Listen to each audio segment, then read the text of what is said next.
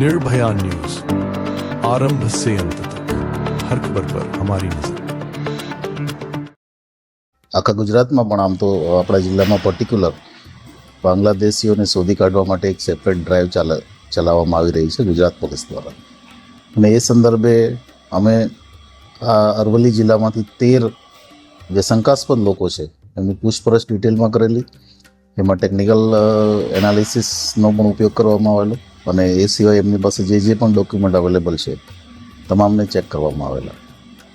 એ બધું ચેક કર્યા પછી 2 દિવસ પહેલાં અમને નૂપુર ડોટર ઓફ નૂર મોહમ્મદ હવાલદાર, કે જે આમ તો અમદાવાદ રહે છે પણ છેલ્લા 2-3 અઠવાડિયાથી મોડાસા ખાતે આવેલા અને તેઓ મૂળ બાંગ્લાદેશના છે. એમની પાસેથી પુરાવા માંગતા કોઈ ઇન્ડિયન પુરાવો મળેલો નથી. પોતે મસાજનું કામ કરે છે અલગ અલગ સ્પા સેન્ટર્સમાં અને અમદાવાદ કુબેરનગર ખાતે રહે છે. ત્યાંથી અલગ અલગ શહેરોમાં નાના નાના જે સેન્ટર્સ છે, આણંદ છે, નડિયાદ છે, પાલનપુર છે, મોડાસા છે, એ જગ્યાએ આ મસાજ માટે જાય છે. અને એમને પોલીસે અરેસ્ટ કરી અને આગળની જે કાર્યવાહી છે તેમાં જે જોઈન્ટ ઇન્ટ્રોગેશન છે, એમનું ડિપોર્ટેશન છે, એ કાર્યવાહી ચાલે છે.